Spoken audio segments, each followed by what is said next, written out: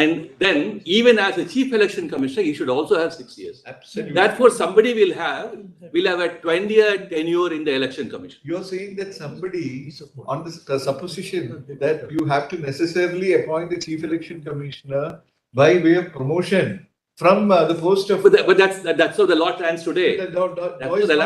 If you want to disrupt that, then it's a different debate.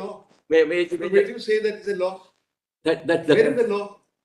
The promotion of an chief after the whole controversy in TN station, right? Thereafter, now therefore, if you have to enter into that debate, I'm only wondering: are we entering into a debate about interpretation of Rule 4, Section 4 for this purpose? Because it stares at our faces in so many words.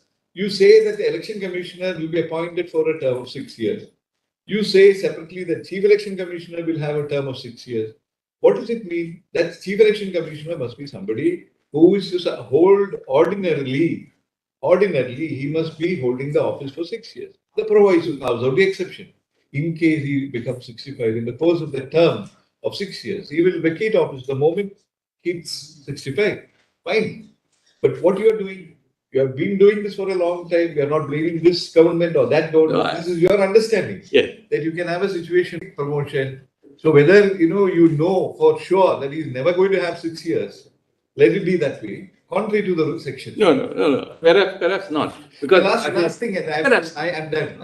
Only one last question, and we want to know, Attorney General, what we wanted to know is, we would like to see. Kindly see the dynamics of it. Kindly enlighten us. Kindly enlighten. Yes. As to how the law minister picks up these 4 names. Now there are 3 factors. Now, anyway, somebody will retire at the age of 65 years. Pardon? Election commissioner, chief election commissioner, that's 65 years, right? The cap is there. So, keeping that in mind, then assuming for a minute that this practice or a convention of promoting an election commissioner, chief election commissioner is not in terms of any law, but it's just a convention or a practice, then we will have somebody who will attain the age of 65 years, but we must have necessarily have a 6-year period of the election commissioner. That's right. Therefore, when we really, whether we can have, see, the question is not Parliament. That's the will of the people. Right. That is right. But then that leaves a certain amount of working of this. Namely, can I have somebody with a certain amount of suitability, experience, etc., who would not hit the mark of 65 years, but still will have 6 years tenure? Absolutely. That choice is a choice depending upon the officers entering the civil service. We are telling therefore, you, are we going to? We are telling you, if you say that, yes, for 40 years, from 1950 onwards till 1989, yes, we were having chief election commissioners being directly appointed as chief election commissioners. That's true. That's before the. No, it is all that. No, we are saying that it is not as if we are saying something because we've got the weight of experience. 40 years, you were having chief election commissioner being directly appointed from the civil service. Right. No difficulty. Yes. Civil servants, because you say right from the rank of district collector, they act as presiding officers. So there is absolutely, it is perfectly justified if you were to appoint directly. And that will be in tune with the parliamentary intention that when you appoint somebody for a term as a chief election commissioner, the term should ordinarily last for 6 years. We are only pointing out what is there empirically. I understand. But then, unless we know that the pool from which you really generate the whole system is amenable to all these questions. Therefore, a civil service, you have people entering a particular batch, 83 batch retiring earlier, 84 batch retiring later, things like that. Therefore, the whole dynamics of a person in the pool. So you look into it, and I said, who will have 6 years, who will not have 6 years, all that is taken into consideration. I hope the executive is just not. I mean, I want to clear this thing. The executive, are they really playing with it because they want to play with it? I think the answer is no. I must say emphatically the answer is no. With the amount of insights I looked into the files for the past 10-15 years, I looked into them. But then how did this 4 names be? That's what I'm saying. The persons, for instance, the previous election commissioner's appointment. Then thereafter, who are the persons in the next batch? So the batch-wise seniority people are picked up. And in order to see somebody who is a retired officer, also a convention, I told you lodges. Therefore, Rana, you are not requesting. You might be able to find out of the 4 names to give us a justification. We are not on that point. Yeah. We are requesting you to place before us how the Ministry of Law and Justice has on their database selected by whatever the mechanism filtering down these 4 names. There are two You criteria. may say with the names before us, and we can find out reasonable justifications both The sides. earlier note which I gave yesterday, clarifying that, you'll also see how it really. You understood what we want from you. No, no, You are not I'm- answering that. I'm only, no. I am not keeping away any. We are requesting you. I am not keeping we just away. want our satisfaction. I am not keeping away any answer because I have nothing to hide. We are requesting you. We just wanted to know from you. Yeah, Let us know. that's what I'm trying to point out. You want to justify after the selections? No. I am trying to point out. Your last question is this panel, 4 persons, how do they really come? Yes, the answer is very simple. On the basis, suppose you want to have a panel of people, even retired, serving, what is their year-wise batch, what will be the age of retirement, all that comes into the reckoning of a panel of shortlisting. A shortlisting is done on that basis. If a shortlisting is done on the basis, thereafter, Now tell us one thing. What way the aid and advice of Council of Ministers? suppose people kindly look at this, they have belonged to the 1983 batch, 84 batch. Where is the aid and advice of Council of Ministers gone? Let us not get into that question today for the time being. Why? We are not on that question. If that question is answered, we are in a larger debate again. We can open up the debate, no problem at all. We are not on that question at all. If you start doubting, I have with a great amount of reservations, if you have to start doubting every small step taken in the process of appointment of such important position, look at the implications for the integrity and the independence of the institution in outside. Now, what are we talking about? Therefore, a little dent, a small dent somewhere will make a lot of difference. That's right. Please, Attorney General, kindly come to the, you've got a page, I think it's A8, which you have marked for. Page number? A8, you have put it as A8.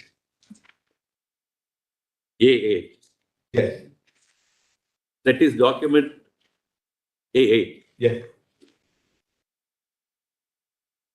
Yes. We're not taking the name of the person. Yes. We don't want to, because that's not relevant for us. Can you see the date of birth? Yes. What's the date of birth? 34/1960.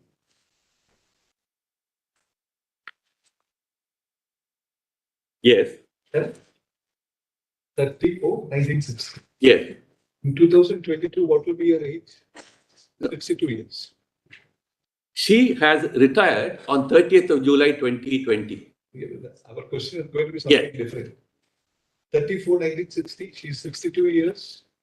Even for a term of election commissioner, she could not complete a term of 6 years. That's right. We will own chief election commissioner. She could never become. Now we come to A9. We are not again taking the name. Yes. The date of birth is 5/5/1960. Correct. That person is also 62 years. Yes. Correct? Okay, that is also same. Next Yes. man, 8/10. We are not taking the name. Date of birth is 28/9/1960. Yes. Correct? So is it the law that you will appoint only retired bureaucrats? Is it that norm which you are following? No. That is why. So our question is something different.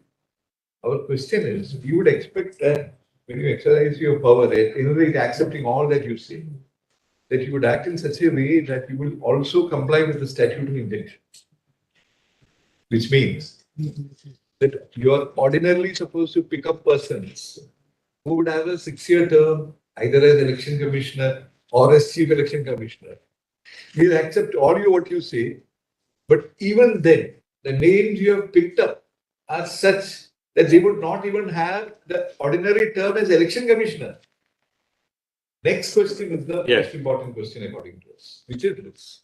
By narrowing the scope of the panel to these 4 names, are you not shutting out those names who are sufficiently senior?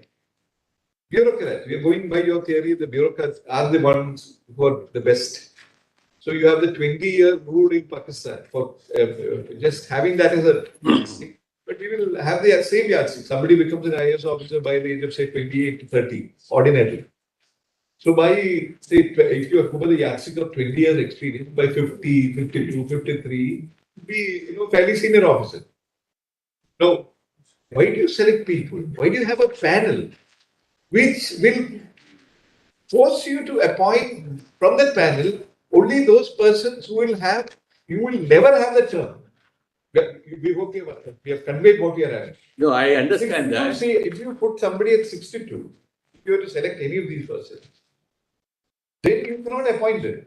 And then you say, because this particular person who is chosen is the youngest and he's have a long term. So what happens to all those others who would have been in the same category as the person? There is none else. Nobody is there. That's a point I want to make.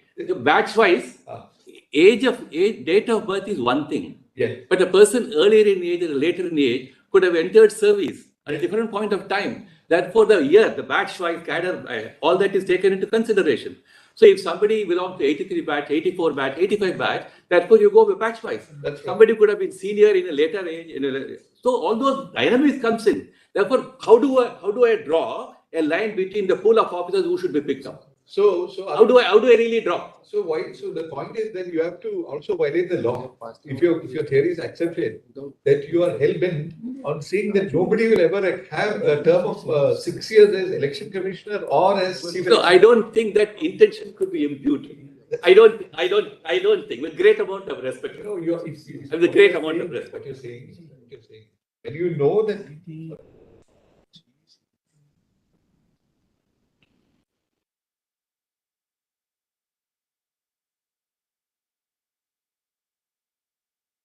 Still waiting to see. You're saying that the council of Balbir Singh was saying that if you put in place this, not that this is just we are all considering various possibilities. Yes. You never get the impression that Yes. made up our mind in any manner. When we ask questions, it should not give the No. Certainly, I'm bound to answer all your impression. Nobody. I mean, It's just a debate that we should be having. It's a debate which I think all of us must play a due role. And I certainly understand what my role is. We are clearing the air that there should not be no impression in anybody's mind that we are against you or their favor or anything of the kind. Certainly not. I will never get that impression. So what we wanted to know was Balbir Singh was heard arguing that if the suggestion of the petitioners is accepted, you will have what's called a pure recommendatory body in the form of this collegium of the Prime Minister, the leader of the opposition, and the Chief Justice. Now we have the cabinet system, Article 73, 74, 77, rules of business. Therefore, once the collegium recommends, will it not get stuck in the proceedings of the Council of Ministers? Because it has to pass through the Council of Ministers' recommendation. Now there, we want to just clarify, because it was pointed out last time, that under the rules of business, you have framed actually the matter relating to appointment of the Chief Election Commissioner, the Election Commissioner, need only go to the Prime Minister under the rules of business. We want just confirmation about that. That's a procedure. That's a procedure. He doesn't have to go to the cabinet. We wanted to know that. That's a procedure. No, Balbir was saying it has to go to No. the cabinet. He was. Because there are other appointments, the ACC appointment. That's right. ACC appointment go through a cabinet secretariat. So but the level of responsibility and accountability, there can't be a difference. Absolutely. That's right. And then there are different categories of appointments. Continue. That's right. One last clarification. You kindly, I want to lots of attention to Section 6 of the Act. Sorry? Because there is a question about voluntary retirement and all that. I told you a lot that the central government or the Prime Minister's office has nothing to do with somebody relieving somebody from his cadre. We have nothing to do with that. Incorporated the details, and in third tab, information sought for is reflected. Okay. You get that one? Pardon? Can you take the notes? Whatever is there. Take your losses, just. Brother.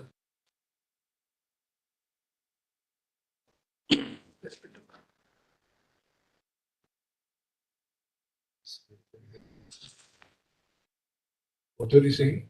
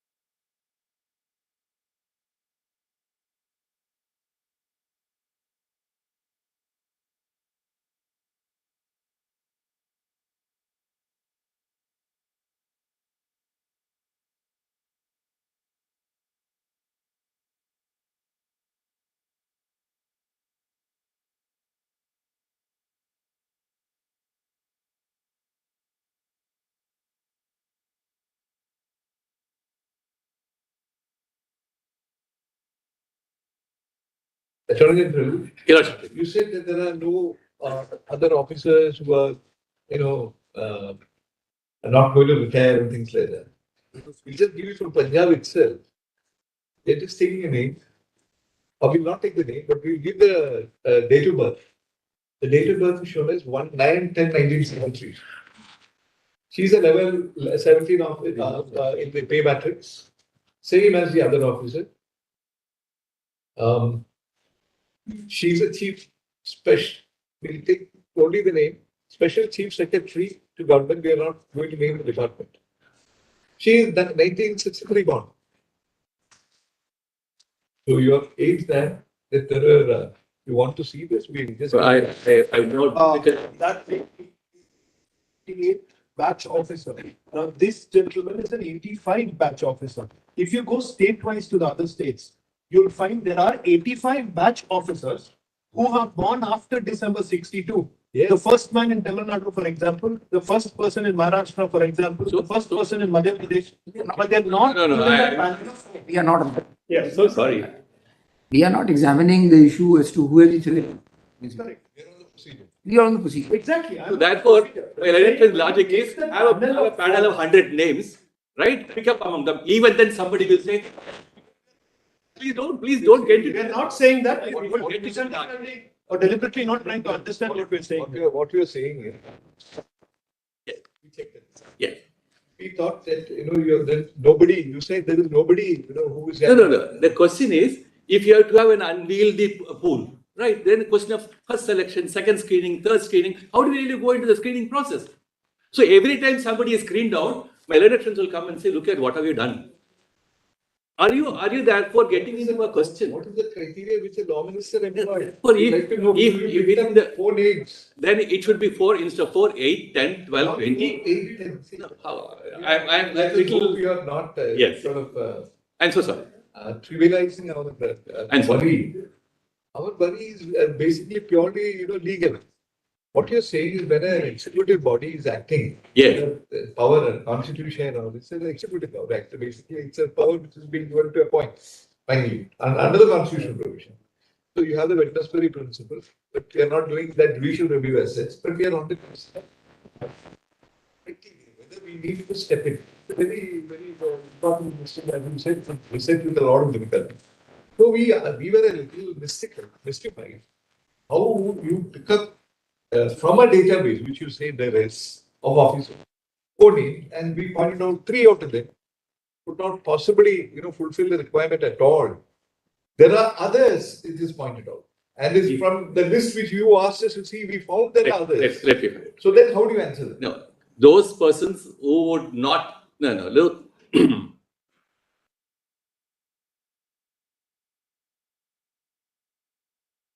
We try to explain. You want to say something? Sorry. Look, I want you lot to look at also section 6. Before I come to section 6 of the Act. Now, batch is one important criteria. Pardon? The batch to which a person belongs is one criteria. 83 batch, 84 batch, 86 batch. That batch is the criteria. The date of birth will be a criteria only for to find out whether somebody would have a reasonable tenure before entering 65 years. The third is among batch seniority. So would be senior among them. So these are 3 or 4 factors which come in. Now, therefore, I ask myself a question. Having regard to the practice which has prevailed over a period of time, it is comfortable. If it's comfortable for a zone of consideration with small number of people and who are found to be otherwise, and after all, the government knows, depending upon the service profile of a person.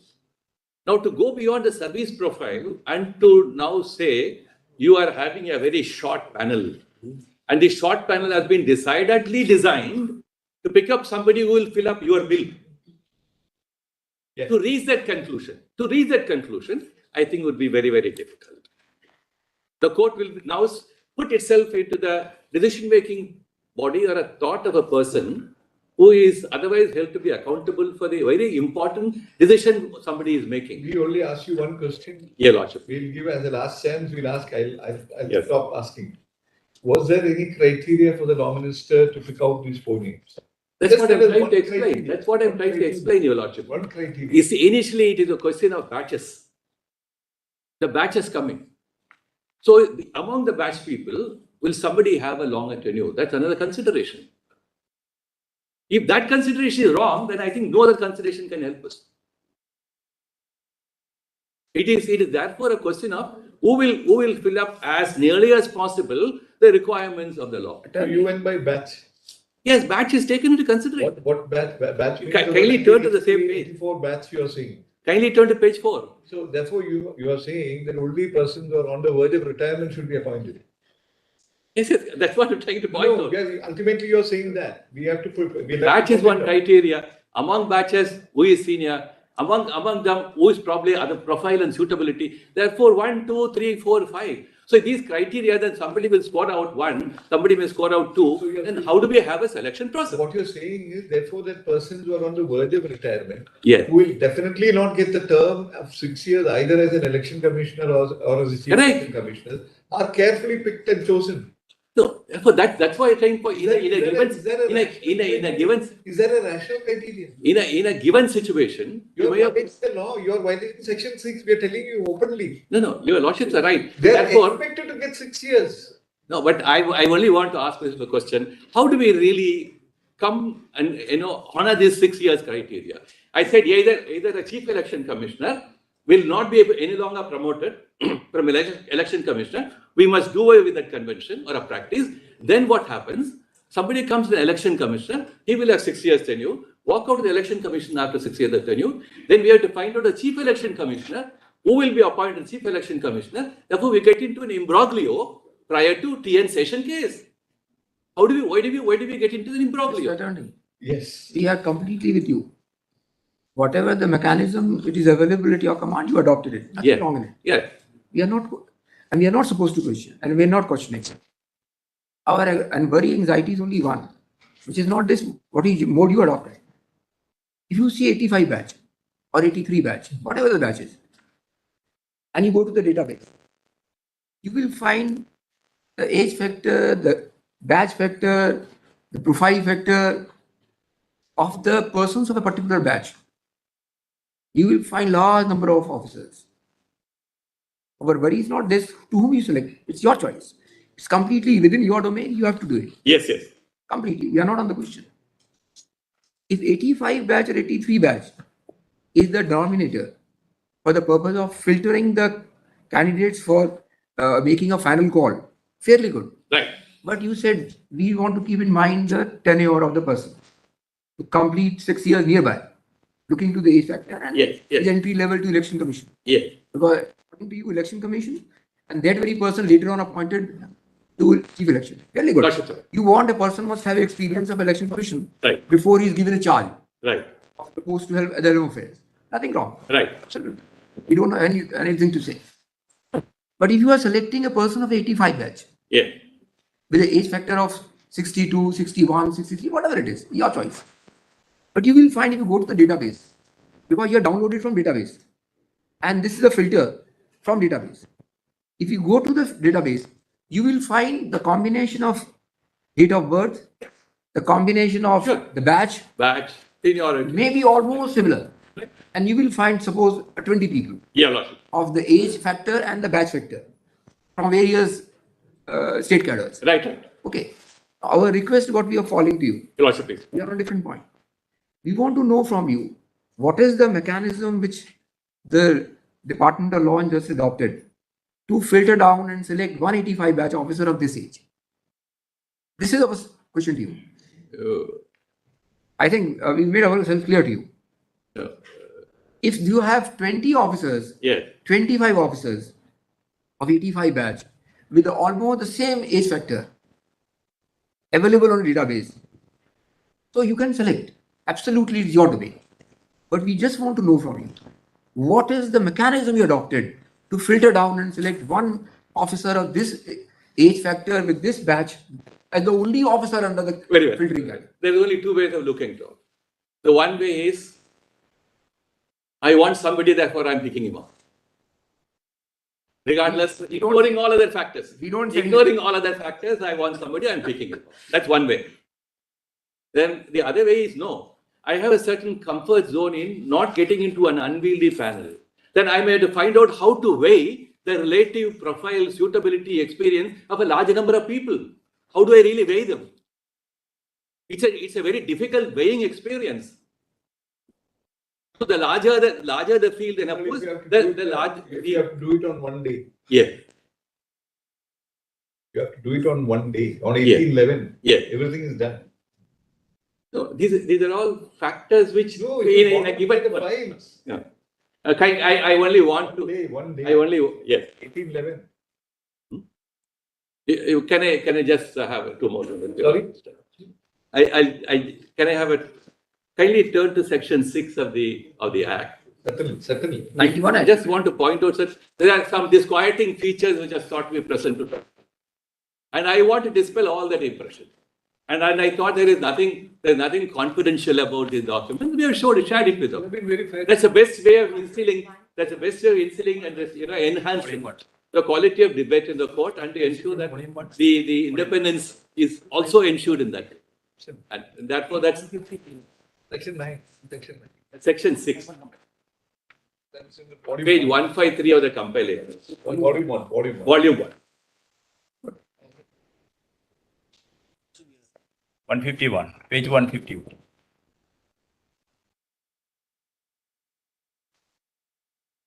Before I read that section, so any person, this gentleman is otherwise superannuating on 31st of December. And regardless of the age of superannuation, if the government finds among other persons the profile, I think you would better serve and you can pick him up. So the government picks him up. So the question whether he will retire or not may not weigh with the government. And if, for the purpose of comfort and convenience, that I'm going to retire anyway in 31st of December, let me seek voluntary retirement. He seeks voluntary retirement from a cadre on which central government has no control whatsoever. And they respond to the voluntary retirement request and is given voluntary retirement. That will not make a difference whatsoever for the government to take into account whether his profile is important, not a voluntary retirement question. That's correct. So kindly turn to section 6. A person who immediately before the date of assuming office as the chief election commissioner or an election commissioner was in service of government, he shall be deemed to have retired from service on the date on which he enters upon the office as a chief election commissioner or an election commissioner. That's for the purpose of pension. That is true. That is true. Therefore, what is the question? We are not concerned with the question of pension. because that small grey area where it says, oh, he's taken voluntary retirement only for the purpose of a nudging from somebody, get him voluntary retirement, now make him election. All that is Just read the most crucial provision. Yeah. When you're talking about this act is framed in accordance with 324(5). Yes. Conditions of service. Your Lordship. Election. Right. The term of an election commissioner will certainly form part of the terms and conditions. Contemplated.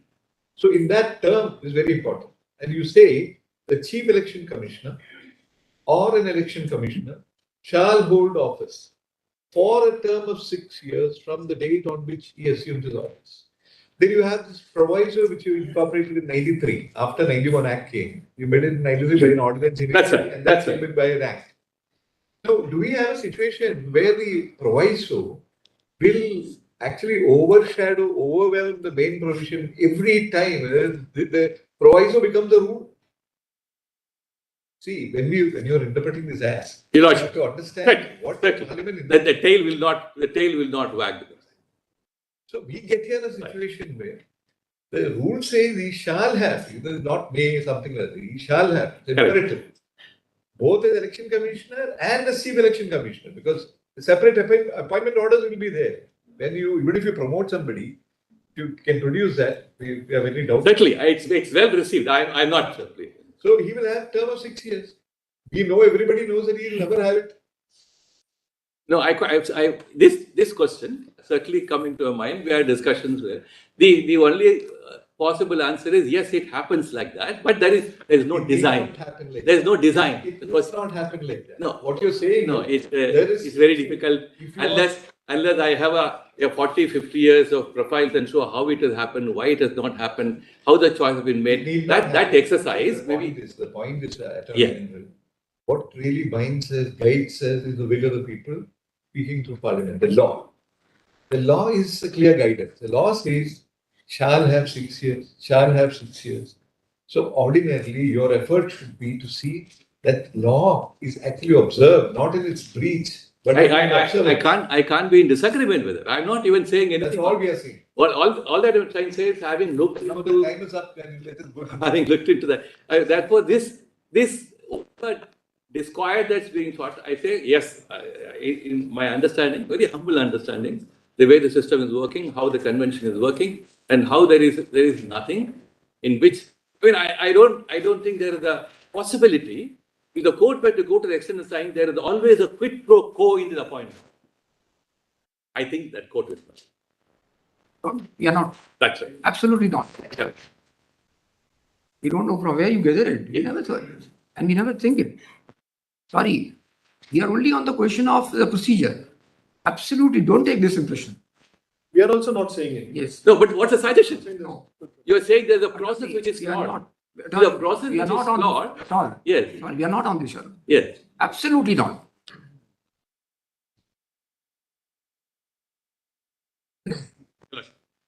You see, yesterday we requested for the file. Today you have produced it. So to that extent, we say good thing has been done. All right. Now you are trying to justify on the query of the court that the law minister Yeah. has shortlisted 4 persons, 4 Yeah. names from a large database. We try to understand what is the basis for shortlisting these 4 persons. We are still struggling with the logic and the reason, right? Talk about age, you're giving 65 years. But perhaps there will be many more officers who fit in the profile that you are trying to suggest to the court was the basis for the law ministry's shortlisting these 4 names out of the data of maybe 100 people, that age category. Now, age category is relevant because you have a particular tenure, you have a particular age related to the office, 65 years. So it's relevant.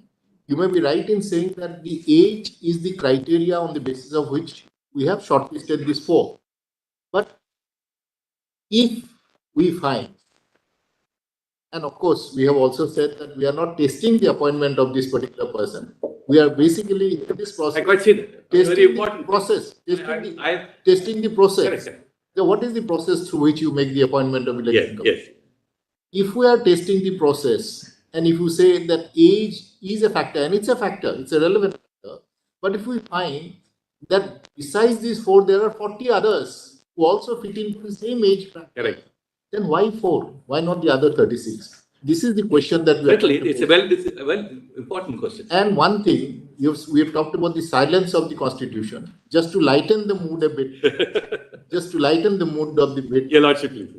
You have given 8 points in your note. Attorney General's note contains 8 points. Yes. If It is there silent was, about something else. yeah, the 9th note is missing, and that could have been the Attorney General saying that election process is all about numbers, and the man who has got a gold medal in mathematics, we have shortlisted him. That note is missing.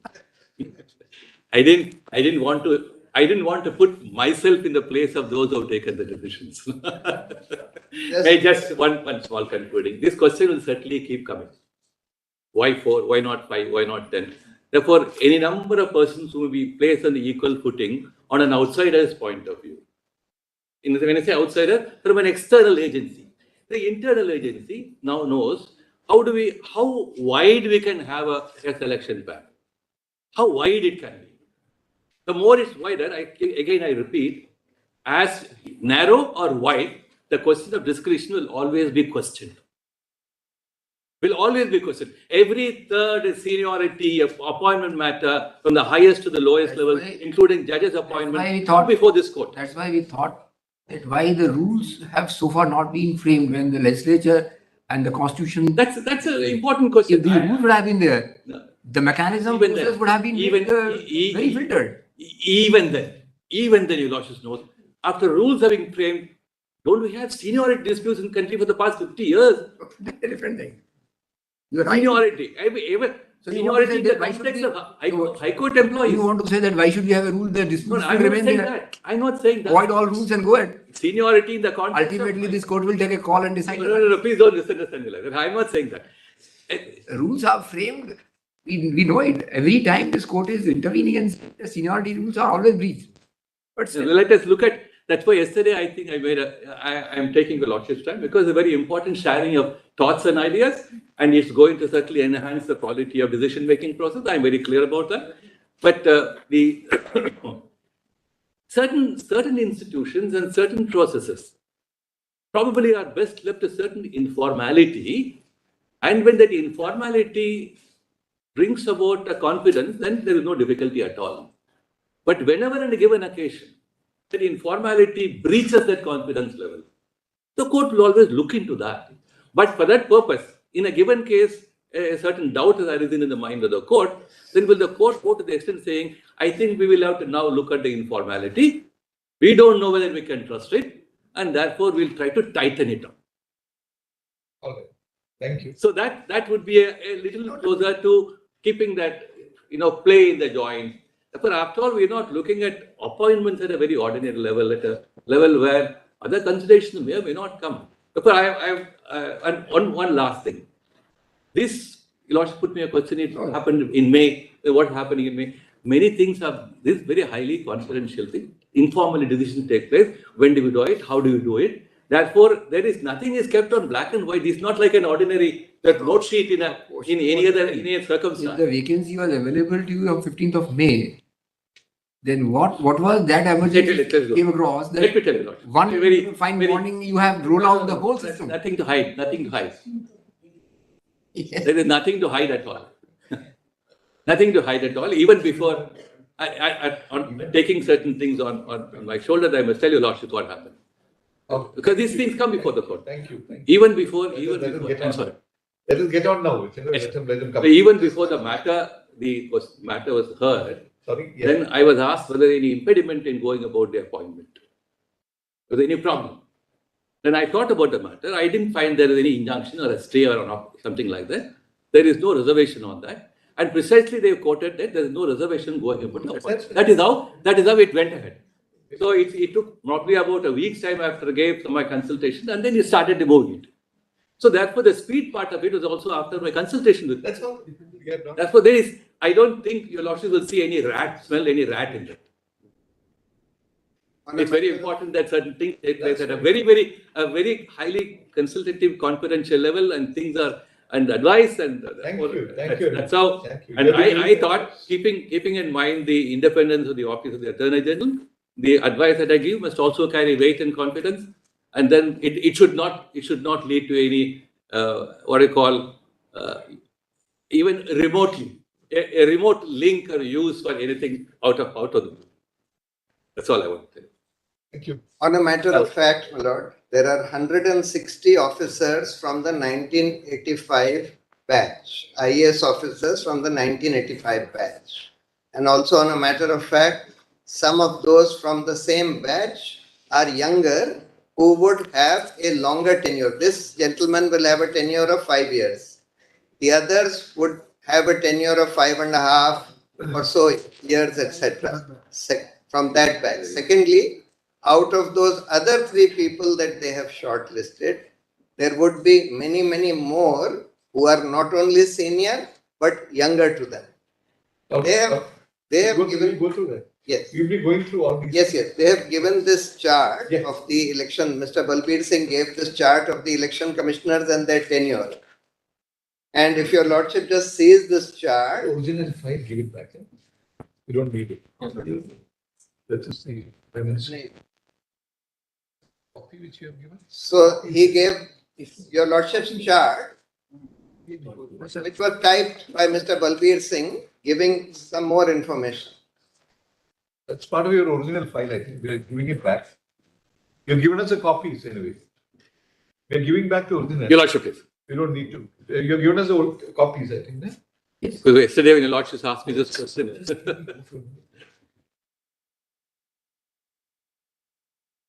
1 minute. Eh? Yes, yes.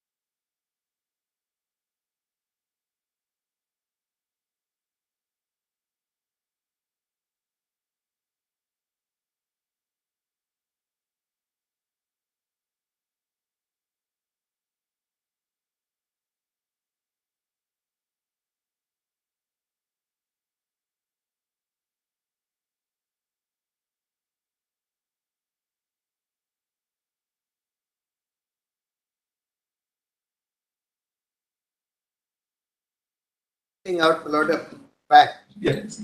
This chart which was given of the election commissioners who have been appointed Yeah.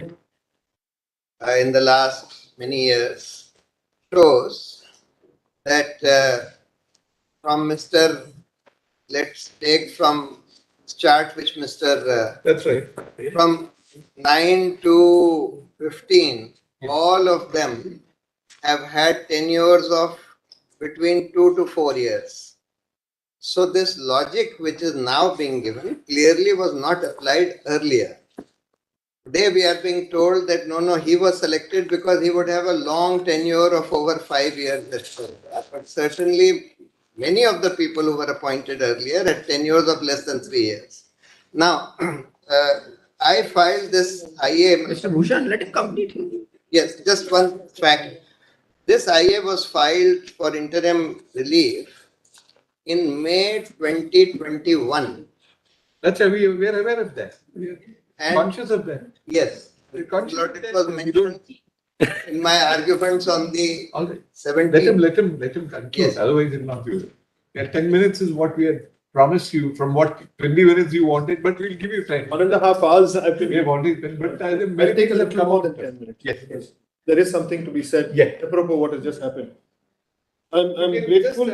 Gopal, if you can Yes. just concentrate on that vacuum. I'm concentrating on that. I've got something more in addition. It's helpful when we are on our legs at 4 o'clock. It gives us time to rush away and do some additional homework. I'm grateful that we have this Arun Goel appointment filed before your Lordship, because until now, it was a vacuum for us, because we had absolutely no clue what is the procedure, how they shortlist, what they do. What we had transparently available, and which I addressed in the opening arguments, I showed your Lordships the rules of business. Their rules of business says Prime Minister and President. Now we know that there is a convention of Law Minister also. Why Law Minister for the Election Commission? I don't know. I don't know whether he has, as against any other minister, whether he is better positioned. But that's a choice they make. I have no issue. But I'm saying, Historically, what we know is a law minister has been perhaps, initiating the process. perhaps. I will be saying perhaps many times, because we don't know. It's not written. Even now, several questions have been put by this bench to the Learned Attorney General, and there's been no answer about, is it written? Is it there transparently for us to see? Is there a rule? Is there a law? The answer consistently to every one of these questions is a big, fat, resounding no. It's only convention, some ad hoc practice. The second thing that we know, and I'm grateful for the question that fell about how the proviso is serviced over Section 4. That 1991 Act gives a tenure of 6 years. That tenure is provided by Section 4. Till today, they have never, not once, had anybody with 6 years. Not once. Not for Chief Election Commissioner, not for Election Commissioner. Third point, and this is important. In service jurisprudence, we understand cadres. We understand promotional avenues. Here is the other gaping, yawning silence. Election Commission has now become a cadre. There's a promotional avenue between the Election Commissioner and the Chief Election Commissioner. This is strange to me, because the law tells me that the Chief Election Commissioner has a fixed tenure of 6 years. The law tells me that his two companions have fixed tenures of 6 years. The law in the proviso says, by chance, per chance, you happen to be, say, 60 years, 59 years and a few months. Then, when you hit 65, exit. Apparently, they've completely lost sight of the main provision. They've gone only by the proviso. So, and I will show, there's a chart which I have annexed also, which shows at what stage they appoint them as Chief Election Commissioner. Parliament has told the executive, you must ensure they have 6 years. Why 6 years? The reason is, just like it is with tenures of judges and everything else, that there is security of tenure. Security of tenure is independent for independence. You put a man in for 6 months, for 8 months, for 10 months, so that there's a leash. This is not an argument saying malafides. We are not saying malafides. We are saying forget what your intentions are. They might be the noblest.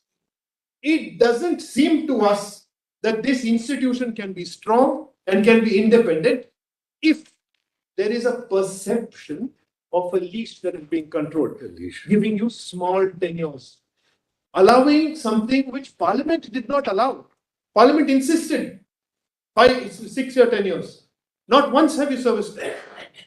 And how do you tell a election commissioner who under the law is told that he has 6 years? How do you curtail it? I ask myself this. It's a tenure which according to them constitution has deferred, Parliament has made a law. It says 6 years.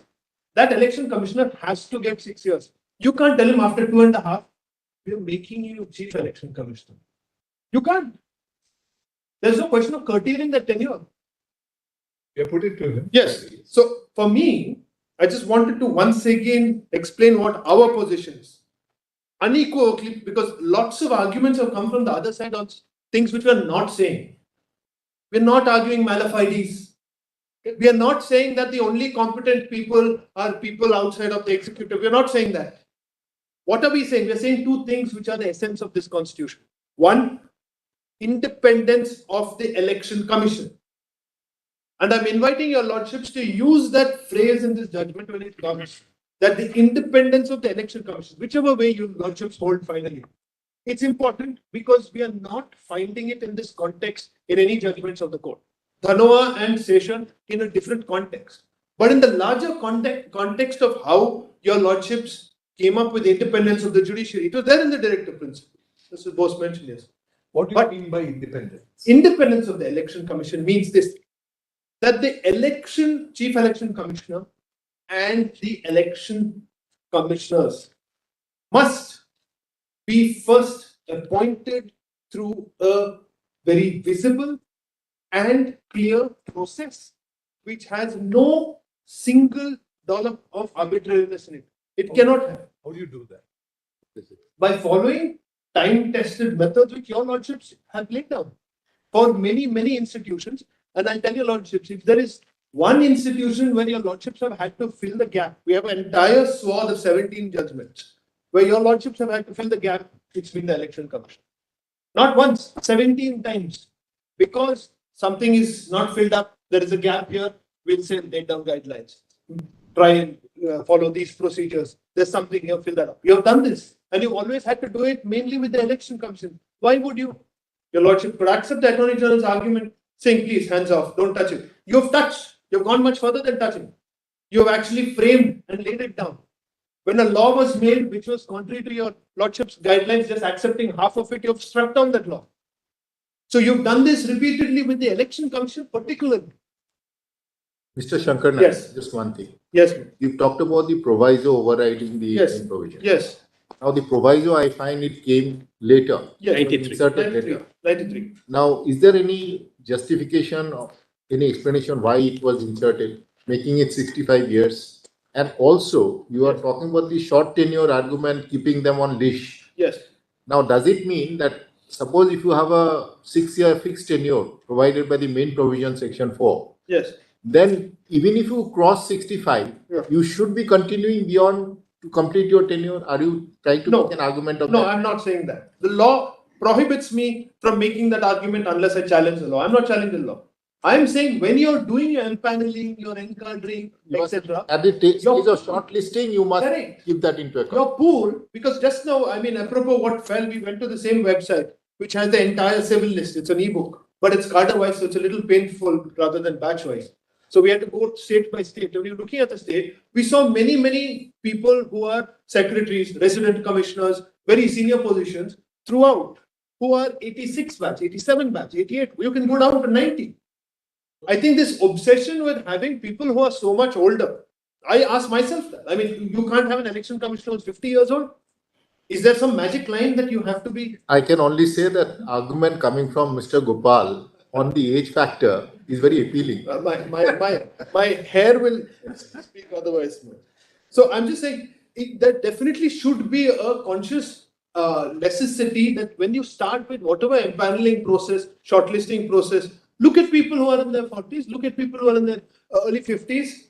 You hit 60 and then suddenly you start empaneling. Should we, as judges, determine that? Not determined. We are voting people to No, no, absolutely. So I'm not saying Parliament and Assembly for deciding these things. which has been decided. Which has been decided. I'm grateful for that. Which has been decided. And in section 4, Parliament has applied it. Old, wizened, grey hairs have applied their minds to this and said, of course, now not that old, many of the Parliament are very, very young. They've applied their minds to this and said, look, we need to give them 6 years. If Parliament tells you to give 6 years, your empanelment process must start with people who have 6 years to give. It can't start with people who have 5 years to give and say, among those who have 5 years to give, this one man is the youngest. After shortlisting 4. You're also absolutely right. They chose. Already like that. We have already Yes, I won't belabor that. I won't belabor that. Now, what I will belabor, if your lordship don't mind, and this is directly linked to that vacuum question and to my Lord Justice Rastogi's question to me when your lordship rose yesterday, which is that if that subject to law phrase were not there, would our argument still stand? And I said, yes, it would. And the reason it would is because of this principle of the independence of the Election Commission. It's not a principle that hangs by a thread somewhere. It's very much rooted in the provisions of the Constitution and even further down in that basic feature that is democracy. Your lordships have a passage in that Gujarat special reference which perfectly captures it. The idea is that if you accept, and I think we all accept, that democracy is a foundation on which this nation has been built, and if it's built on that, and we are not, as I heard the Attorney General yesterday, and they say that, we are a very young republic. We are not a young republic. We're the 7th oldest republic in the world with a democracy. 7th oldest. That's not very young. 72 years. I don't think we can still keep calling ourselves young beyond a point. 72 years means opportunities have been given to several generations to sort out what the mistakes and problems are, to fill up vacuums if there are vacuums. 30 years were given to them to fill up the vacuum. PNs were sent to them from the Election Commission, from any other commission. They've chosen not to. Now, if the independence of the Election Commission is crucial to that value that we hold dear, that of democracy, and the functioning of the Election Commission must then be ironclad to ensure not that there is a wrongdoing, but even a perception shouldn't arise. Much like we say of the judiciary. The independence of the judiciary doesn't mean, as was argued yesterday, that we had judges who were questionable before the collegium system came in. Not at all. We had exemplary judges, then we had exemplary judges after that as well. But the question is, the system should be seen to be reasonably independent. And this is not for the executive or for any one body, it's for the people of this country. We are arguing on behalf of the people of this country, on the citizen. Now, on vacuum, there is a note I prepared, and I want your lordships just to see that. Give 5 copies. How specifically with reference to the judiciary. I'm now drawing this parallel, and your lordship will keep this parallel in mind. Independence of the judiciary, your lordship found vacuums, you filled it up. I'm saying independence of, I'm saying independence of the Election Commission. If your lordships find a vacuum, I'll make it good. Please fill it up. Give me one. I don't know. I've just taken the extracts. Your lordship familiar with the fact When it comes to a judge's appointment, yes. did it turn on a principle of interpretation? Interpretation. Whether you were consultation made it concurrence. Correct. But that was whether we went far is again to interpret rather than yeah, of course. And your lordships, all I can say is, did your lordships revisit that once, twice, thrice? Your lordships revisited that position. I would, since we had gone into facts, we got into trigger points, let me respond to that directly. In 1980, some of the top lawyers in this country filed petitions before this court. Mr. S.P. Gupta filed, Mr. Iqbal Chagla filed, all part of that same batch. This was a trigger point, if at all could have been argued, saying that after Indira Gandhi brought in the emergency and the Jabalpur bench buckled, ADM Jabalpur bench buckled, that would have been the trigger point for creating a collegium, creating independence. But did the SP Gupta bench do that? They didn't. So this requirement of a trigger point, I don't think is absolutely necessary. So, no, it can only add to it. Swami is, I think, you're referring Yes. to that underlying portion. Yes, I'm showing your lordships these judgments to show where legislative vacuums existed. We'll just make that note. Yes, Okay, note. I'll just read these. I've just taken these extracts. I don't want to trouble your lordship with the books. In Veeraswamy, on whether Supreme Court and High Court judges can be prosecuted under the Prevention of Corruption Act, I'll read this para. But counsel for the appellant has reservations. He maintained that it would be for the state to come forward with separate enactment for the judges consistent with the constitutional provisions for safeguarding the independence of the judiciary and not for this court to improve upon the defective law. In our opinion, there is no need for a separate legislation for the judges. The act is not basically defective in its application to judiciary. All that is required is to lay down certain guidelines lest the act may be misused. So they're not waiting for trigger points. They're saying lest it be misused. Yeah. All that is required is to lay down certain guidelines lest the act may be misused. This court, being the ultimate guardian of rights of people and independence of the judiciary, will not deny itself the opportunity to lay down such guidelines. We must never forget that this court is not a court of limited jurisdiction of only dispute settling. Almost from the beginning, this court has been a lawmaker, albeit in Holmes's expression, interstitial lawmaker. Indeed, the court's role today is much more. It is expanding beyond dispute settling and interstitial lawmaking. It is a problem solver in the nebulous areas. In this case, we consider it no mere opportunity. It is a duty. It is our responsibility and duty to apply the existing law in a form more conducive to the independence of the judiciary. Vineet Narayan, I haven't set up the guidelines, your lordship knows what the system is. Vineet Narayan, just this paragraph again. As pointed out at Vishaka, it is the duty of the executive to fill the vacuum by executive orders because its field is coterminous with that of the legislature. And where there is inaction even by the executive, as your lordship has seen, inaction in this case, for whatever reason, the judiciary must step in exercise of its constitutional obligations under the aforesaid provisions to provide a solution till such time as the legislature acts to perform its role by enacting proper legislation to cover the field. Delhi Judicial Service Officers Association, where Article 142 was interpreted. Well, we have seen it. We have seen I it. will add a little bit of intonation when I read it out. So, the facts of the instant case demonstrate that a presiding officer of a court may be arrested and humiliated on flimsy and manufactured charges which could affect the administration of justice. In order to avoid any such situation in future, we consider it necessary to lay down guidelines which should be followed in the case of arrest and detention of a judicial officer. Such situation in future. So, no trigger point may come. No person, whatever his rank or designation may be, is above law and he must face the penal consequences of infraction of criminal law. A magistrate, judge, or any other judicial officer is liable to criminal prosecution for an offence like any other citizen. But in view of the paramount necessity of preserving the independence of judiciary and at the same time ensuring that infractions of law are properly investigated, we think that the following guidelines should be issued. Common cause and diagram I'll treat as read. Now, the tests, therefore, are not just limited to the question of there being a trigger. Did something suddenly happen? Something suddenly didn't happen with reference to how the independence of the judiciary was asserted in a series of no trigger points. In the first two cases, it was only on interpretation of the question of concurrence, and the second was with reference to Chief Justice being expanded to mean a collegium of 3 than a collegium of 5. There were no trigger points. The trigger point may have been the constitutional amendment which was directly challenged, but otherwise no trigger point. The second aspect is, of the 12 categories of unelected constitutional authorities, I'm saying unelected specifically because these are all appointed or this other process, it is only the Election Commission and the National Commission for Scheduled Castes, only these two, where no qualifications have been laid down either in the Constitution or in the law. No eligibility provisions have been laid down.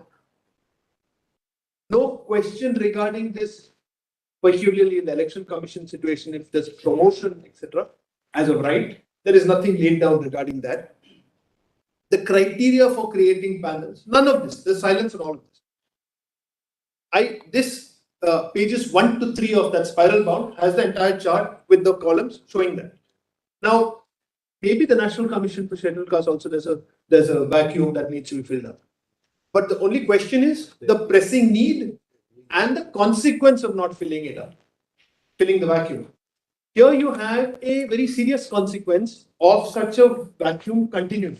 and if anything this file has shown your lordship, is that there are many questions. I don't think any of us can deny that there are many questions about a decision being taken on one day. And we must ask ourselves, we're always presuming that all these authorities are functioning perfectly in accordance with norms, proper norms of governance. What is the material before them? In one single day, you empanel, you pass on names, biodatas. If they have one question or query, they want to find out a little more about somebody, nothing happens. It all gets done in one day. We find lots of dissatisfaction with 23 bills being passed in one day by Parliament. Now we find the executive doing something similar on a single day. We expect for something like the election commissioner of this country that there will be a little bit of deliberation. I don't think that's too much to ask.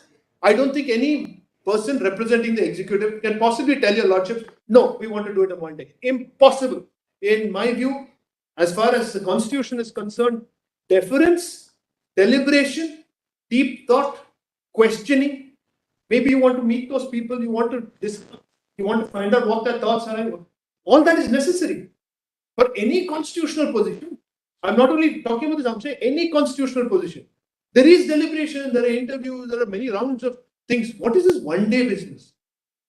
Have we descended to such chaos that we will appoint somebody as high as the election commissioner in one day? Now, the one vacuum I've mentioned in comparison to the other constitutional authority. Second, I mentioned yesterday, so I'm not going into it again, about how those... Yes. Yes. My apologies. Yes, so that, Yes. No, absolutely. Yes. So you have made your point there, so that, we understood. Yes. Can we close it? Well, I have some more. I mean, I've spent a considerable time creating this compilation. You wanted 20 minutes, we have given you. Just give me 5-6 minutes. I mean, 5 minutes. These are new facts. Okay, You give me 5-6 minutes. I'll finish by 12:30. Your lordship, give me till 12:30. I'll wrap it up. I didn't anticipate that the Attorney General will take this much time today also. So just, your lordship, give me a little bit of time on that. Yes. I'm sorry, because the way we had estimated it, we had not anticipated that the Solicitor General would come and make arguments also. I mean, it's unanticipated. Not beyond 12:30. Yes, very good. We start the other case at 12:30. Very well. Now, if your lordships take my note, Yes. I've said that there are two conditions that follow. First page, third note. Condition 1, that the existence of a fundamental norm or basic feature that needs to be secured. Now, once the vacuum exists, it's not absolutely necessary that the court steps in to fill it. The court will step in to fill it. My Lord Justice Rastogi has that note. That 2 pages. 2 pages, yes. So the first condition that has to be filled is that there has to be a value, a fundamental norm, which exists here, at least 2 separate norms. The second is that the existence of the vacuum is having a grave effect on the rights of the public, either directly or indirectly. Lack of independence of the EC gravely affects democracy, such as the EC must be independent, just like the judiciary, like as your lordships have said in Scora. Absent both of these conditions, there may not be a felt need for the judiciary to intervene, as there could be several other vacuums in the constitution which could be left untouched.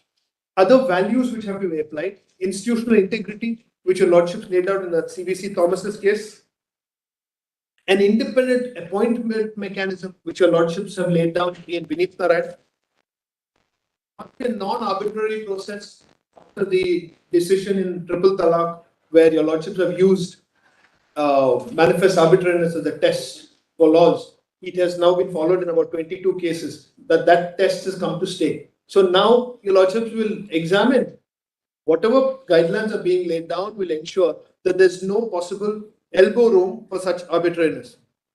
On the right to give 5 copies, on that point, and I think it's important, your lordship might finally settle the law on the right to vote being a constitutional right. There is a very interesting article which I read many years ago, which I've annexed. It's at page 143. Can you describe it as a right which is a constitutional being on the enactment of the constitution without reference to the law being made? Absolutely. In fact, Shubhankar Dham, whose article I've annexed. That is one area, yes, we may have a say that it's a real statutory. Correct. So the note I've handed up. Can you copy? The note I've handed up will show your lordships the entire history of how that concept has been discussed by the courts. And how it, from 2 judges, it got referred to 3 judges for a decision, after which stray observations in Kuldeep Nair and other judgments were all reconciled. And the position that continues today is that it's resoundingly a constitutional right. But there are two judgments which have put a question mark because they have come back. Two judge judgment. That's at item 10 and item 12. Both of them have, I think in passing, said it's a statutory right. So it's a three judges bench.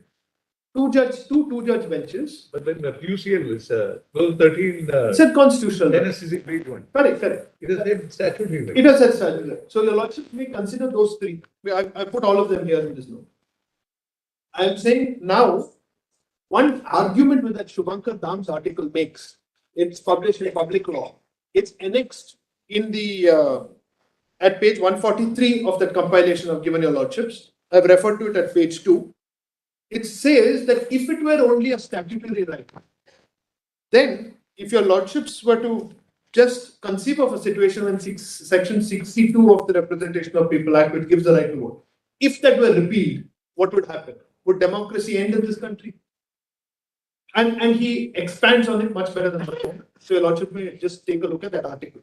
Justice Chalameshwar's views and Shubhankar Dam's articles, I think, make a very strong argument for why it's very clearly a constitutional right. This question of prisoners, etc., is a reasonable restriction, like you have in fundamental rights. Reasonableness flows through the entire constitution. So even for a constitutional right, this will be a reasonable restriction which would be there. So it's very clearly, in my view, when 326 uses the word entitlement, it's an entitlement to anybody past the age of 18 to say, I have a right to vote. I don't have to look at section 62 for that. I get it from 326.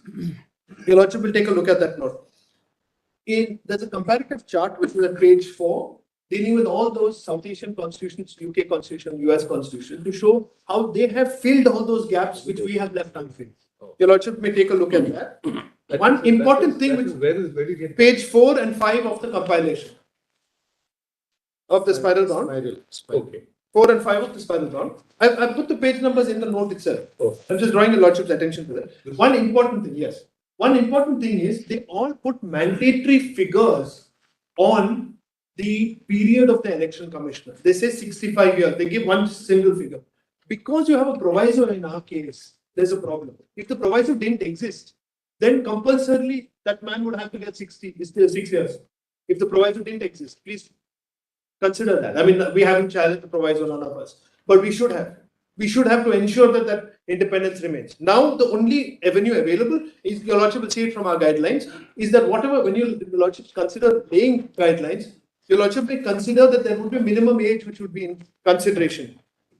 For the trigger points, point number 6 in my note, trigger points, I've given a bunch of what I believe are the trigger points, one of which your lordships have taken judicial notice of. Statistically, 24% of all members of parliament in this country had criminal cases. 24% in 2004. That number we rose to 30% in 2009. We were proud to say in 2014 that it had become 34%. And now, my lords, it's at an all-time high of 43%. I'm hoping that in 2024, they don't disappoint us. So the problem, trigger point I'll explain is this, that I mentioned, my lords, from 2002 till now, how the Supreme Court stepped in and said, give affidavits, series of judgments, including that last judgment, which I referred to, Ram Babu Singh Thakur. I've annexed that, Ram Babu Singh Thakur, where a timeline was given and it was specifically said, please ensure that all the parties will disclose their antecedents while they're choosing these individuals, etc. If you fail to do so, it will be contempt of the Supreme Court, election commission to file affidavits. Have they filed? We are on different point. We don't want that. I'm stitching something up. That is not the issue before us. No, I'm sorry. It. Your lordship will not. I must explain what I'm trying to tell you. The election commission was asked by your lordships to file reports on it. Did they file reports? No, they didn't. No, we did. No, we did. We don't have any reports. No, I'm sorry. I'll correct my friend. Yes. There is a direction by this Honorable Court, Lords, to file a report with a full compliance of the direction.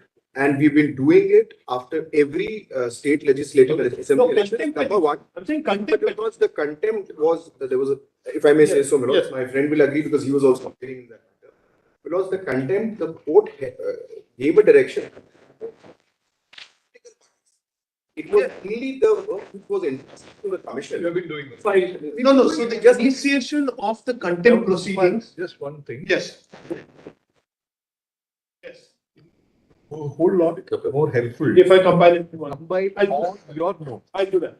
I'll do that separately. Otherwise, what will happen is No, I know. for separate. I know. So the spiral bind I'll leave as it is. The additional notes I'll combine. Additional note, put it in Yes. one, then we can Yes. see.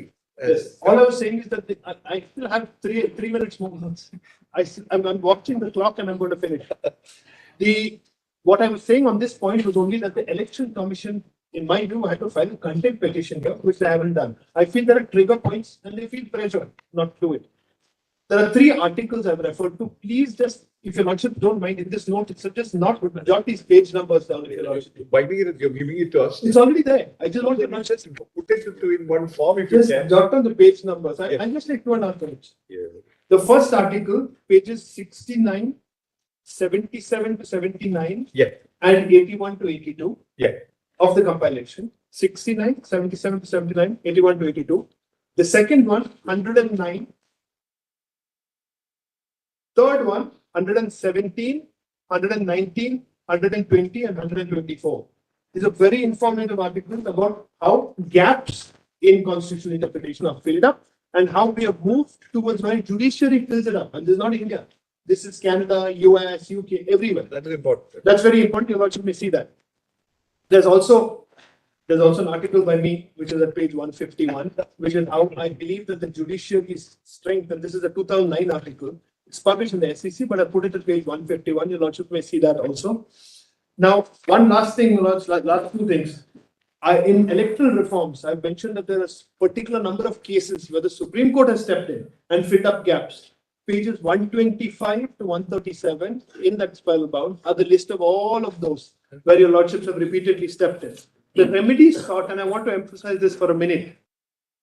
On appointment, I have suggested a procedure adopting the one for the Lokpal.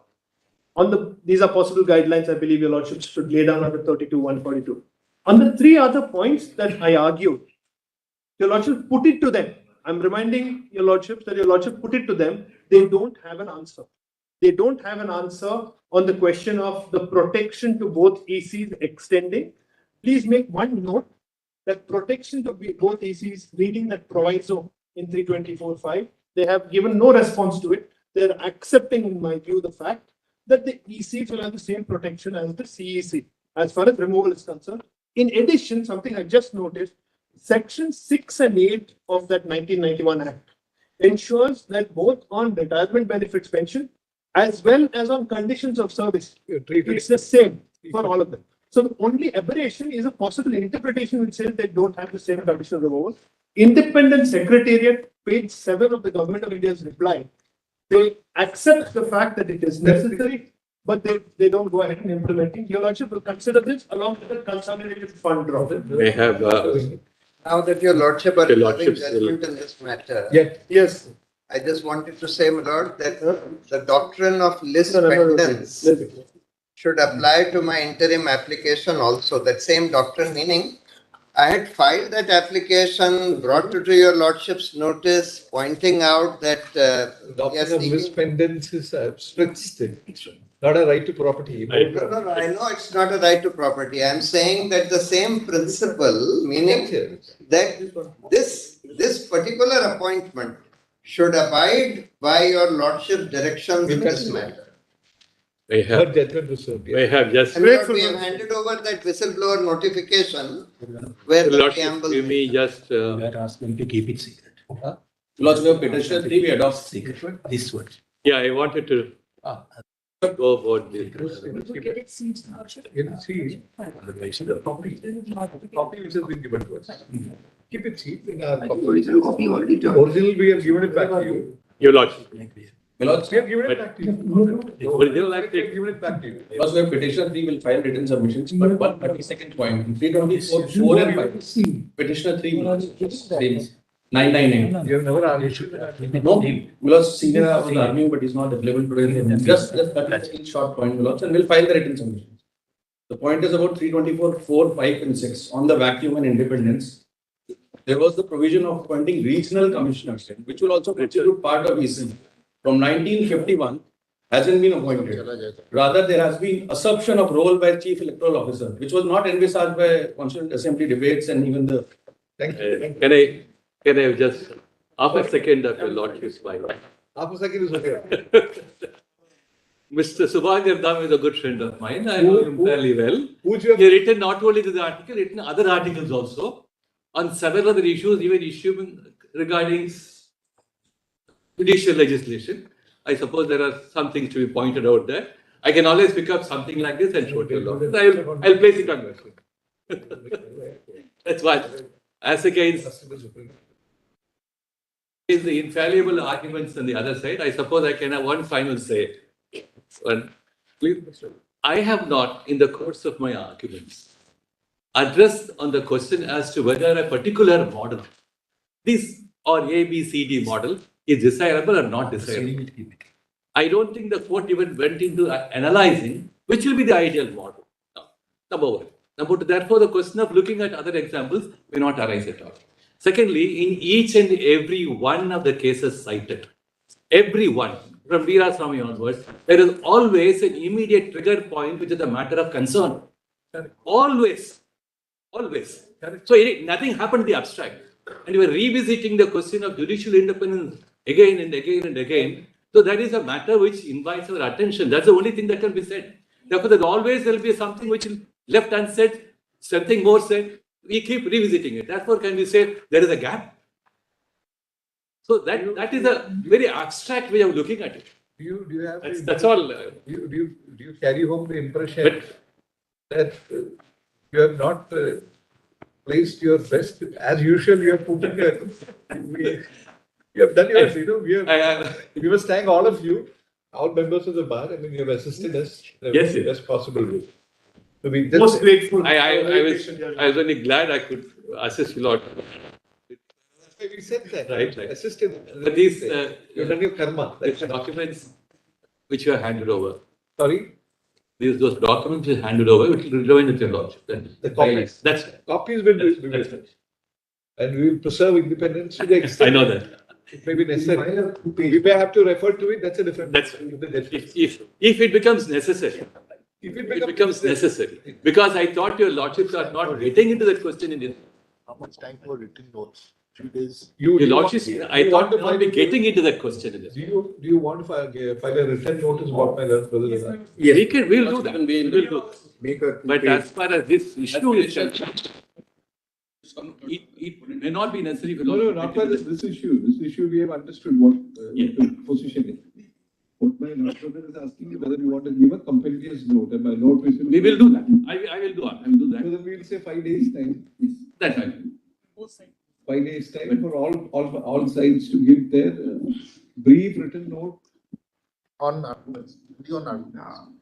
Not beyond what is argued. We don't have to. Within 5 days, not exceeding 6 pages. Whenever we have said 3 pages, what we have found is the font becomes smaller.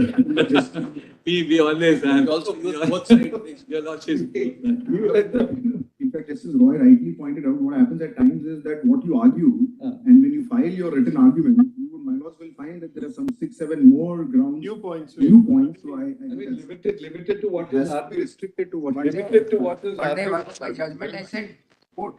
What was argued was something different. Limited to what was argued before the court. It happened before justice. Yes, Judgment you delivered.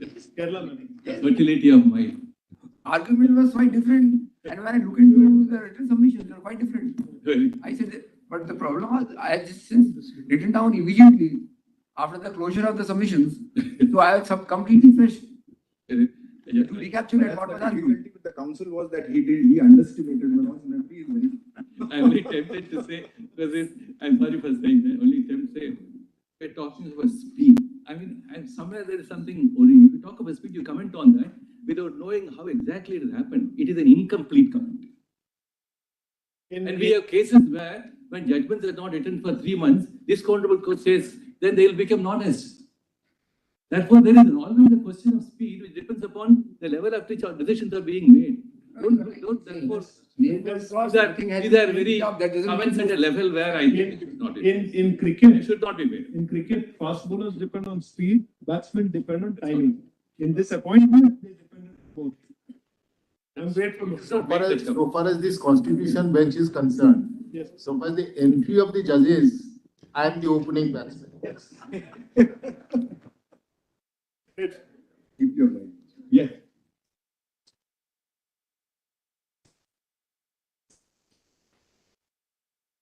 Well, Yes, but Item 502. In item 502, I have filed one application for framing additional issue. That application may first be taken. but I think there's really nothing. My learned friend is giving. Let me wish. I would like to first of all like you to sort of introduce yourself in the sense. Cases are for appearing. There are 18. And very beginning. Yes. Since we want to save time. Yes. Each one of you will try and tell us what points you will sort of allocate to yourselves, because there's no point in repeating. No, we have allocated. We would request you so No, that. we have divided the points between us. There are 5 councils that are appearing for the. How many council? 5. 5 is what I think is there. Five for the petitioners. 5 for the petition. Petitioners who have challenged this act. Okay. And There who are are. 3. What is the Tamil Nadu Act? Yes. Karnataka. But there are 3, Maharashtra, Tamil Nadu, Karnataka. So one is going to be, but I will seek to address on broadly on all No, three. you who are. But we are appearing for different parties, not petitioners. Please. Lord, see, Lord, Give me- I am appearing, Lord, in 2 writ petitions where the petitioners challenge the virus of the Tamil Nadu amendment to the PCA. All right. So you are appealing for the petition. Yes. What about? I have, so, no, go. But I appear for the petitioners in a writ petition civil number 24 of 2016, compassion unlimited plus PIPA. Then I am appearing, all 3 statutes are under challenge. Then I appear in PETA, which is People for Ethical Treatment of Animals, writ petition civil 1059, and in a, which relates to the Maharashtra law, and a writ petition civil 1152, which relates to the Karnataka law. So you have 3. 3 you are appealing. I mean, Lordship. Animal Welfare Board of India, that's the first petition. That in that the notification was under challenge of 2011. Then after the laws are being amended and presidential assent has been given. So all other, other petitions are challenging those amendments. Correct. Therefore, let them begin first. I will assist my lords in as regard to whatever the Animal Welfare Board. Then who is appearing for the state of Tamil Nadu? So I'm appearing for PETA versus Tamil Nadu. So it's a challenge which is laid against the statute. You are supporting them. And I am appearing for the state of Tamil Nadu, Lord, then along with Mr. Rastogi and Mr. Simple, Lord, there's 6 petitions filed against Tamil Nadu. You know, we got the picture. Yeah. Tamil Nadu deals with the Jallikattu. Tamil Nadu deals with the Jallikattu, whether there is an earlier judgment of That's Nagara. Therefore, my Lord, Yes. So let's, you start. Yes. Tamil Nadu can start. Lordship, that application first needs to What be is that? taken. What is that application? That is the IA number 17346 of 2020. In the writ petition 1188. This is item number 502.13. Let's just hand over the issues which.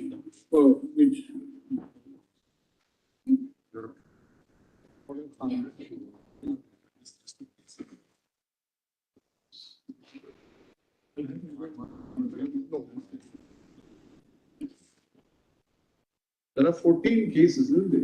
Yes. There are, Lord, see. There is one by court motion, RS, the last case, Ajay Rastogi. Yeah. What is that?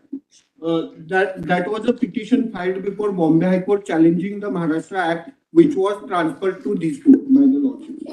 And this is a petition by the farmers for protection of their rights under Article 21 and 19(1)(g), right to livelihood and right to occupation. Yeah, this is the petition, Lordship. And these are the three additional issues I am requesting for this honorable court to frame. And the first issue is about the whether challenge to the Prevention of Cruelty to Animals Act violates right to livelihood of farmers and people associated with bullock cart races guaranteed under Article 21 and right to occupation guaranteed under 19(1)(g) of the Constitution. That's the first question.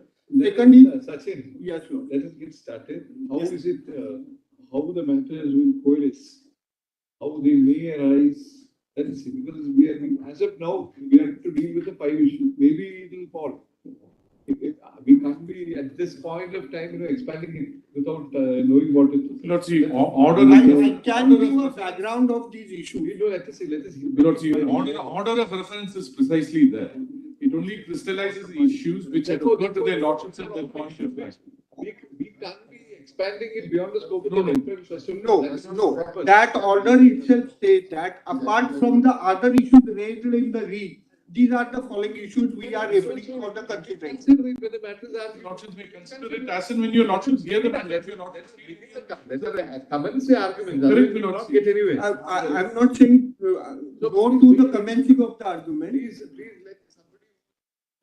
Mr. Luthra, I agree with that Ajay Marathi matter that your lordship mentioned. It is a matter from Maharashtra, where the validity of the Maharashtra Amendment Act 2017 was challenged. Correct.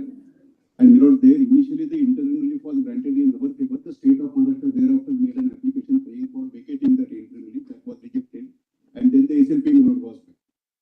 During the pendency of the SLP this Jallikattu matter came, and thereafter the transfer petition was filed, and that Maharashtra, our petition is also now transferred here. That is the serial number 0.14 in that 15 matters list. So I will be addressing your lordship so far as Maharashtra is.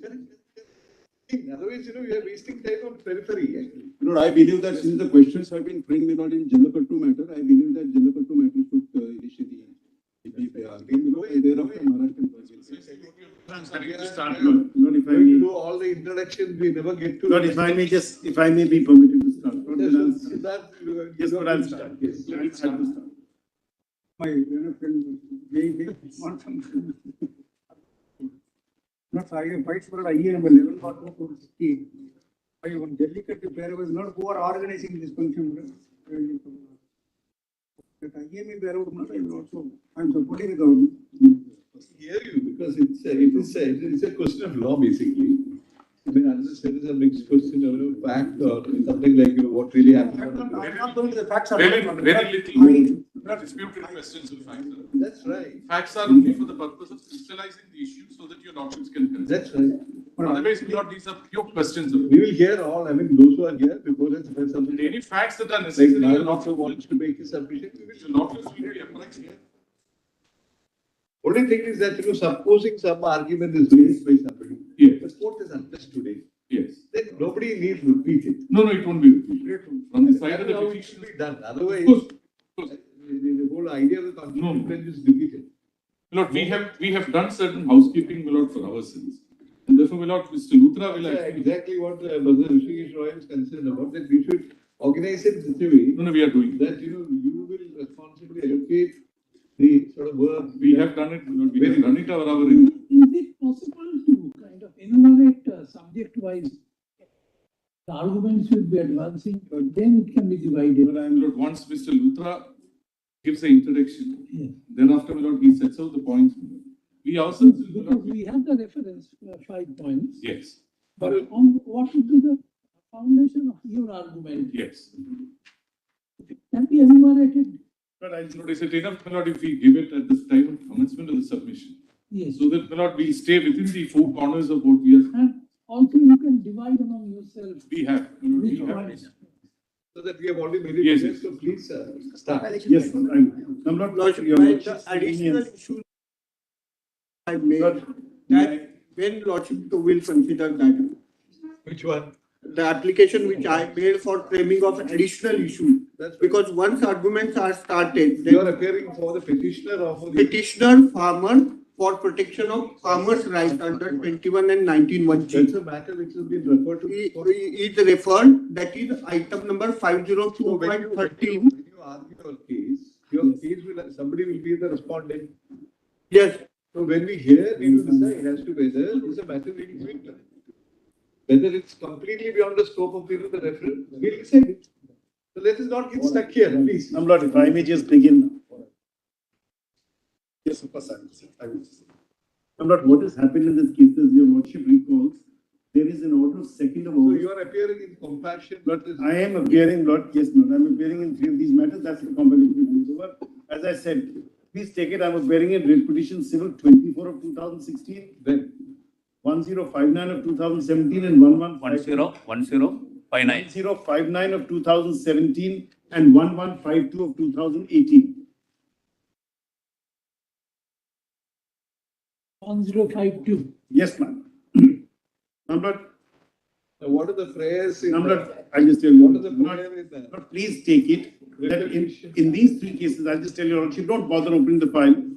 In all these cases, Lord, there is a challenge to the Amendment Act by each state and the rules. So the challenge is there, the Amendment Act is there. I've called it out in the chart. Lordship. The amending act will make it. Now, there are 5 questions framed, plus 3 additional questions which Maharashtra has framed. For your Lordship's convenience, I put them in a structure, which I just tender. And the proposal is to deal with it as thus. So, I'm sorry.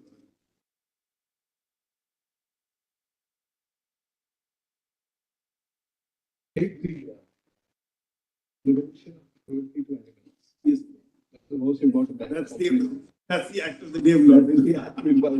Why you are here? It's been part of volume 1 of the compilation. But we'd like to have it, Yes, of course. On the room.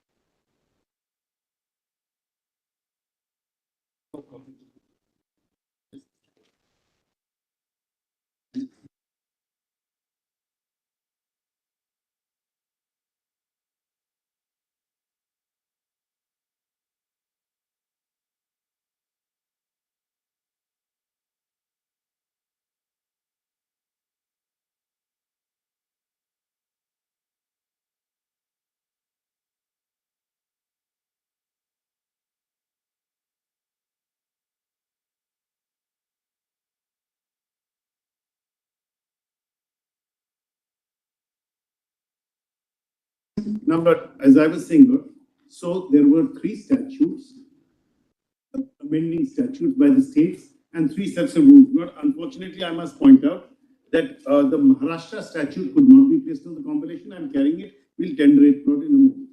Now, please come to that structure of submissions. If my Lord just has this 1 pager I've given you. Yeah. So, but the structure of submissions on, there were 5 queries raised by the earlier bench. 1 page in the bench. 1 page in the end. Not 1 pager, I've handed. You have not 5 copies. I've given 5 copies. 1 page. Just give that 1 page. Yeah.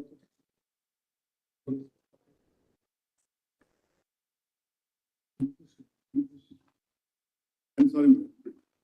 Yes. I thought I'll give copies to my friends later, but I'll give it. I hope you will. Number on the left side, I put down the questions that were raised by the bench, the referral bench. So my point is, in part 1 of the submissions, question 4.1, 4.2, 4.3, and N number is Maharashtra questions number 2 and 3 will be dealt with. This is part 1 of the submission that I propose to make, which is the jurisdiction issue in relation to legislative competence to enact the impugned acts, whether the acts fall in entry 15 list 2 or entry 17 list 3, are they colorable legislations, whether laws are laws protected under 29 cultural rights, and the effect of presidential assent and the challenge to it. Part 2 will be relatable to question 4.5, whether the legislations have been enacted to nullify the judgment in Nagaraj and review the judgment and the doctrine of separation of powers, which relates to question 4.5. And part 3 is the validity of the impugned legislations as tested in rights enumerated in part 3, directive principles, and part 4 duties. So that is relatable to Maharashtra number 1 and question 4.4, that's the structure broadly. Now, I don't need to trouble your lordship with the questions. You've read the referral questions, so we will not go into that. just to point out the nature of the legislation under challenge.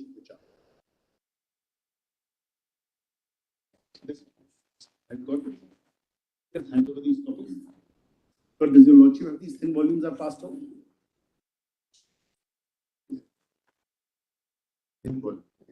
If my lords are kind enough,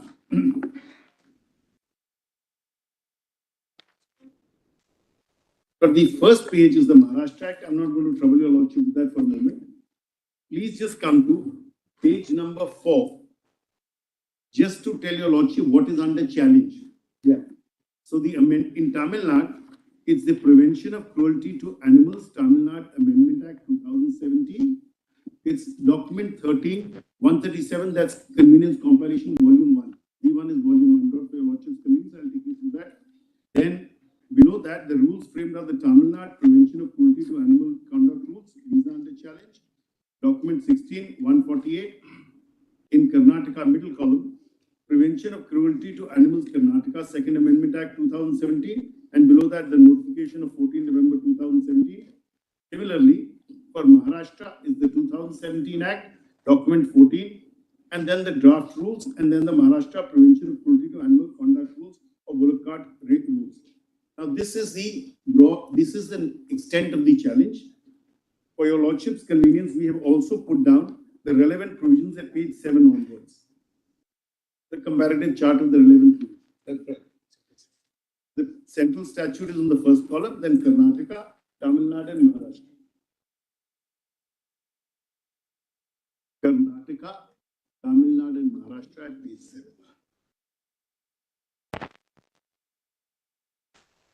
We'll get into that in a minute.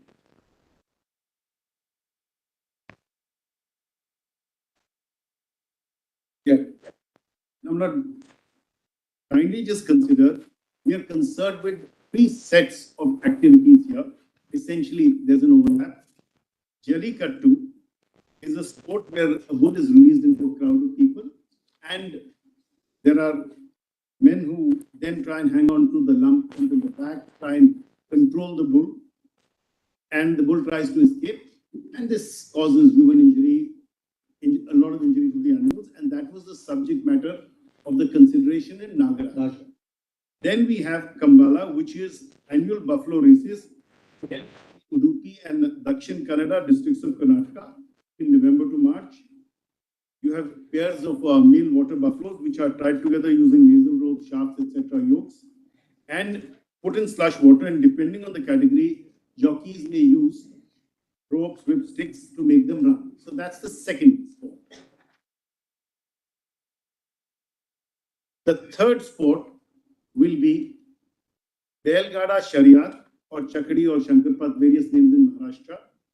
Again, no person rides the cart. Bullocks are brought blindfolded, made to run, and they are put through a ghat with spectators on both sides. So the idea is to make them run under the effect of fear or probing or prodding. That's the situation in all these sports.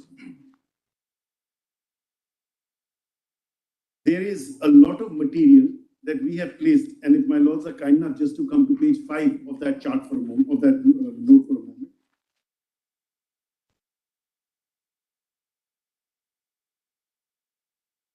There are certain reports depicting the nature of activity.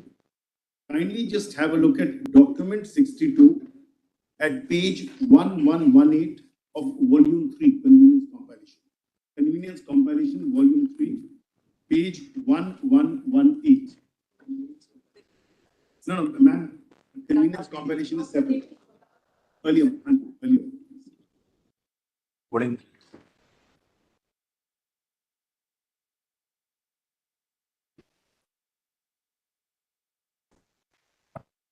does your lordship have 1118? Document 61. Page 1. 1118. 1118 is document number 62. Volume 3.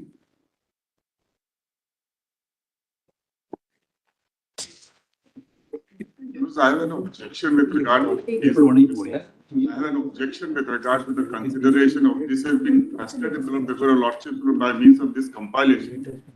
Without any affidavit, certain comments have been made before photographs which are totally misleading, but there is no affidavit to support it. First time, my lord, then 5 days back we have received with all these 100 photographs. But they're all part of the petition, my lord. It may not have been a prize. They were filed along with the petitioners. Lord. It's not that we have introduced them for the first time.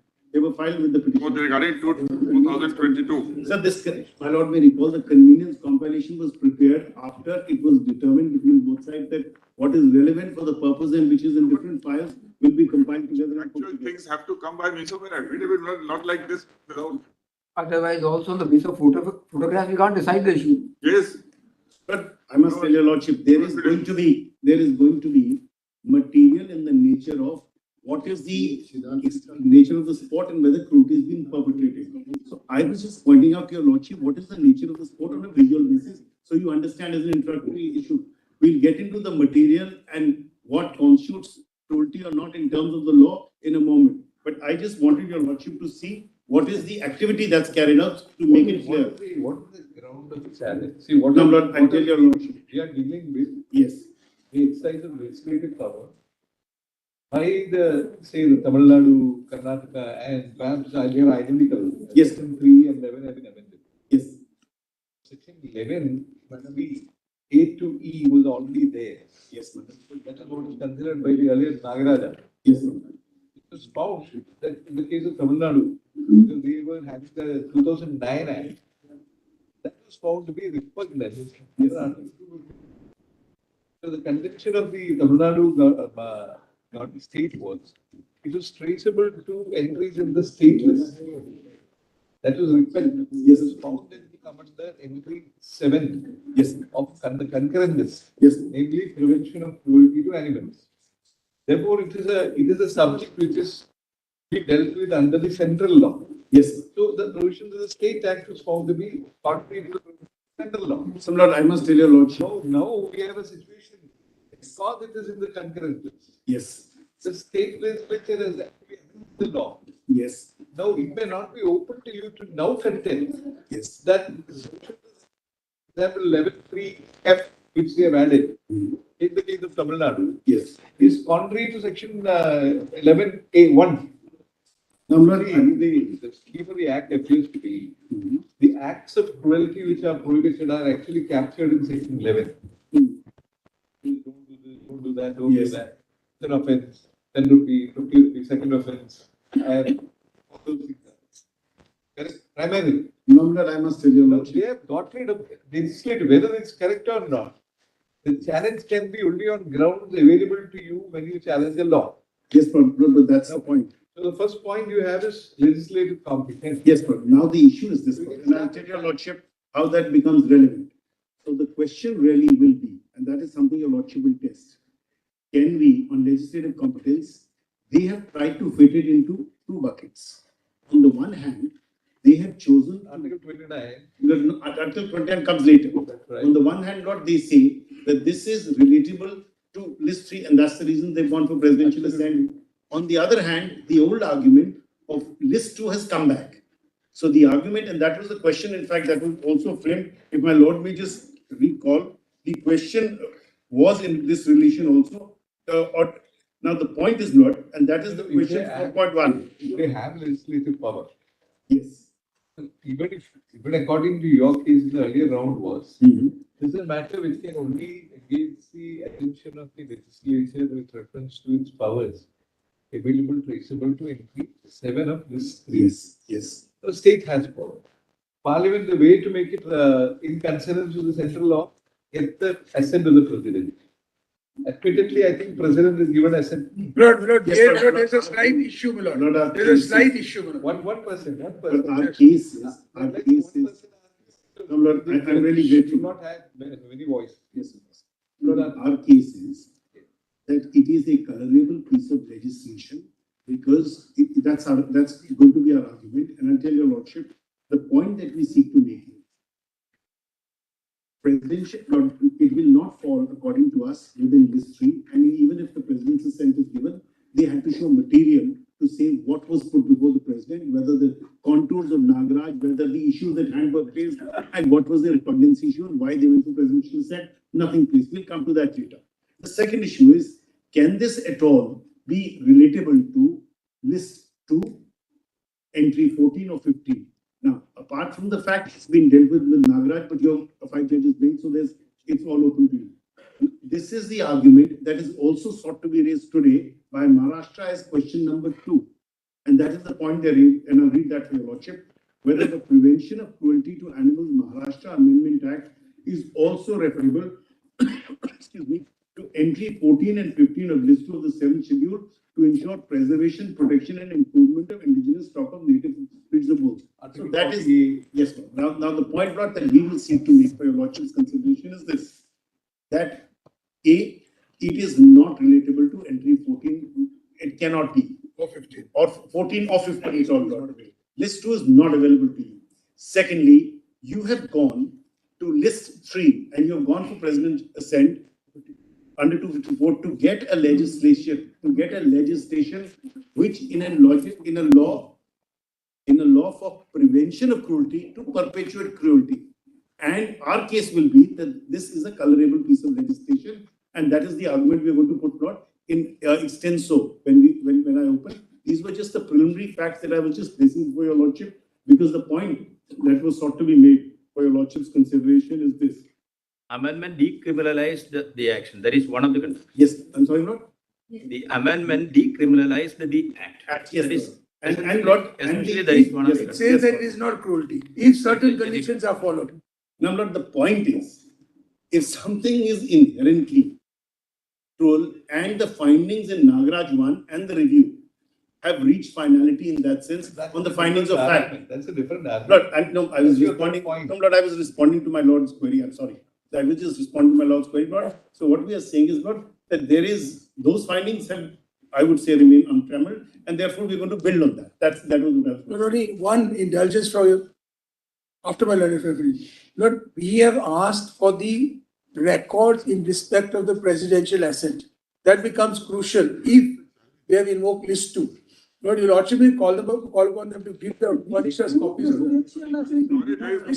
List 3. There is no challenge in any petition to the presidential assent. You have to challenge the assent then. No. We are challenging the act. No such question is claimed.